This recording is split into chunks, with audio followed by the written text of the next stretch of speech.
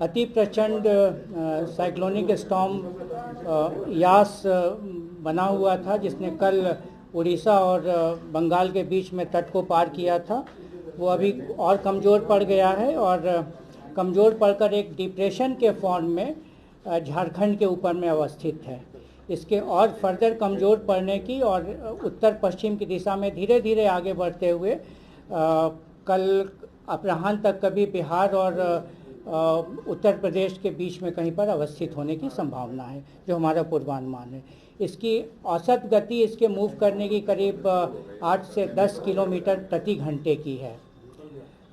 और इसके साथ जो एसोसिएटेड इसके साथ जो विंड है, जो हवा है, वो लगभग 40 से 50 किलोमीटर प्रति घंटे की हवा उसके साथ चल रही है। जैसे जैसे ये बिहार की तरफ अग्रसर हो रहा है, जो हवा के कम दबाव का क्षेत्र है, तो उसकी वजह से जो हमारी जो वेदर जो हमें मौसम मिल रहा है, वो लगभग उसका पैटर्न यही रहेगा जो अभी हमें दिख रहा है। मतलब मध्यम से हल्के स्तर के बादल छाए रहेंगे और बारिश जो है वो लगातार हल्की से मध्यम स्तर की बारिश अगले 48 घंटे तक लगातार जारी रहेगी।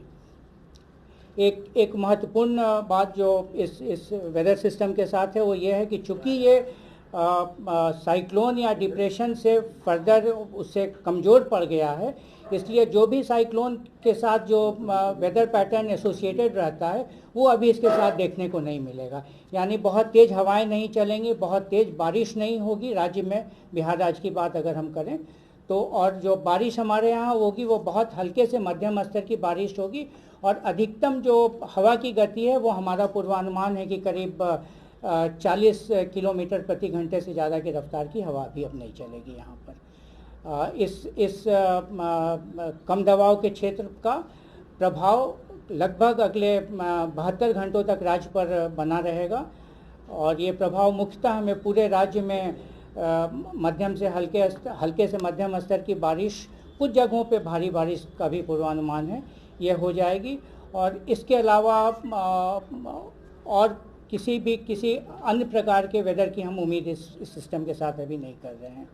तो बारिश चूँकि लगातार जारी रहेगी, लगभग अगले 48 घंटों तक हमारा पूर्वानुमान है कि हल्की बारिश लगातार जारी रहेगी पूरे राज्य में।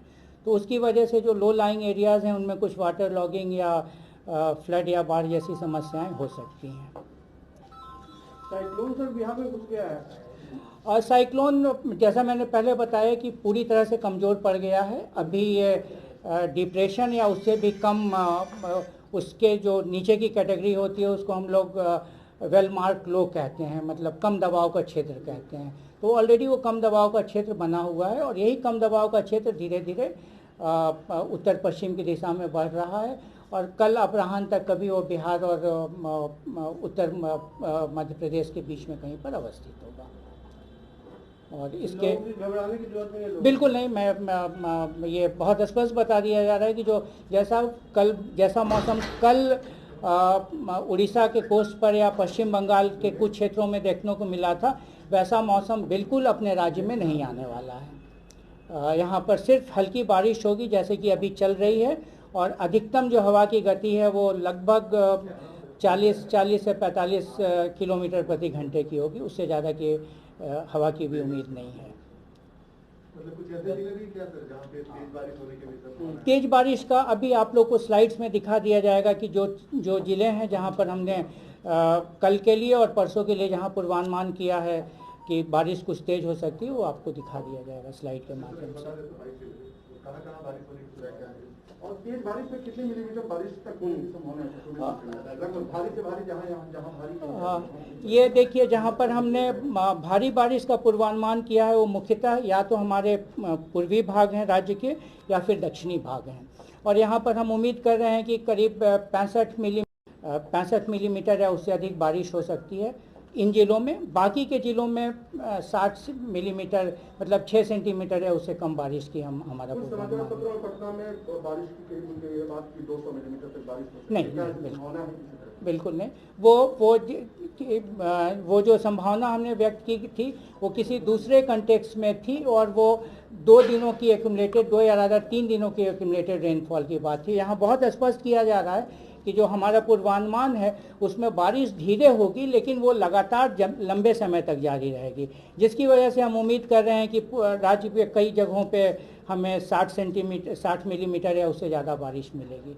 लेकिन ये ध्यान देने की बात है कि ये बारिश छोटे शॉर्ट स्पेल में नहीं होने वाली, ये बहुत लंबे समय तक 12 घंटे 14 घंटे या उससे भी अधिक समय में होने वाली है। वज्रपात की कितनी आशंका है? वज्रपात की आशंका चूंकि जो इस अभी कमज़ोर पड़ने के बाद जो बादल इसके साथ हैं वो मुख्यतः सारे के सारे बादल हमारे निचले या मध्यम स्तर के बादल हैं। सिर्फ हमारे राज्य के पूर्वी जो क्षेत्र हैं उसमें कुछ जगहों पे कन्वेक्टिव क्लाउड या जो बड़ी ऊंचाई वाले क्लाउड हैं वो हैं। तो एक उसके साथ ही जो वज्रपात की संभावना अगले 24 घंटे के लिए वो मुख्यतः केंद्रित रहेगी बिहार के जो पूर्वी भाग हैं उनमें। बाकी के पश्चिमी और केंद्रीय भागों में बहुत ज़्यादा लाइटनिंग की इंटेंस लाइटनिंग जिसको हम कहते हैं उसका पूर्वानुमान नहीं है। मानसून के बादलों से कितना इसका बादल अलग होता है? मानसून के बादलों का कुछ फीचर्स इससे मिलता जुलता रहता है, बिकॉज ये इस साइक्लोन का एक जो पॉजिटिव या सकारात्मक प्रभाव ये रहा है कि इसकी वजह से जो मानसून की करंट है जो हमारा वो देश में थोड़ी और आगे बढ़ गई है। और आज की स्थिति ये है कि पूरा हमारा अंडमान निकोबार का जो क्षेत्र है वो पूरी तरह से इससे कवर हो गया है। बिहार या केरल तक या बिहार में क्या मानसून? बिहार में अभी की जो सिचुएशन है उसके हिसाब से अपने नियत समय पर मानसून के आ जाने की संभावना है। और हमारे यहाँ का नियत समय वही 12-13 जून के आसपास आती है। तो हम उम्मीद कर रहे हैं, हमारा अभी का आकलन यही है कि उस समय अपने सही समय नियत समय पर मानसून भी राज्य में आ जाएगा।